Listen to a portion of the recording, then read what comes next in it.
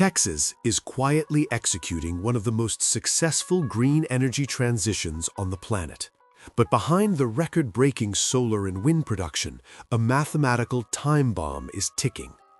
By aggressively replacing old fossil fuel plants with green energy, grid operators are accidentally stripping the system of its physical gravity. They are creating a weightless grid, one so structurally fragile that a single cloudy day or tripped wire could trigger a catastrophic, unpreventable blackout in a matter of microseconds. To understand why green energy is breaking the Texas grid, you have to stop thinking about electricity and start thinking about physics, specifically momentum. For a century, our power grid has been anchored by massive, physical spinning metal. Inside coal, gas, and nuclear plants, giant multi-ton rotors spin constantly. This spinning metal creates inertia. If a power plant suddenly trips offline, the grid loses power and the frequency drops. But because those other massive turbines are physically heavy, they naturally want to keep spinning. Their physical momentum acts as a shock absorber, holding the grid's frequency steady just long enough for backup systems to kick in. Here is the green energy paradox. Solar panels and wind turbines are what engineers call inverter-based resources. They generate electricity, but they don't have heavy, synchronously spinning metal. They have zero physical inertia.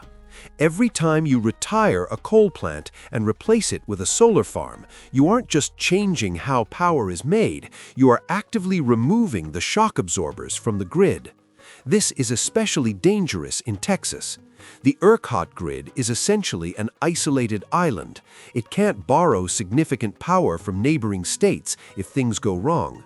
If a major transmission line fails on a weightless grid, the frequency doesn't just dip, it collapses, faster than human software or mechanical switches can react. If the frequency drops too far, the entire grid automatically shuts itself off to prevent permanent physical damage, a microsecond blackout. So, are we doomed? Is the push for 100% renewables engineering suicide? Not exactly. Grid operators know this is happening, and their solution is something called synthetic inertia. If we don't have physical spinning mass, we have to fake it using software and batteries.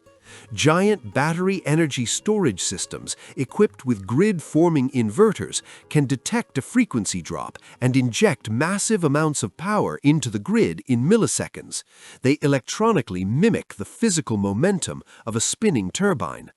Texas is currently building these battery systems faster than almost anywhere else in the world.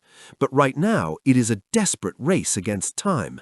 We are retiring the heavy, spinning metal of the 20th century faster than we are building the synthetic shock absorbers of the 21st. The green transition isn't just about building more solar panels, it's about fundamentally rewriting the physics of how the grid survives a crisis.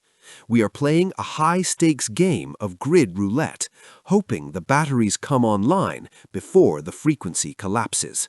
If you want to learn more about the hidden systems running our world, hit subscribe.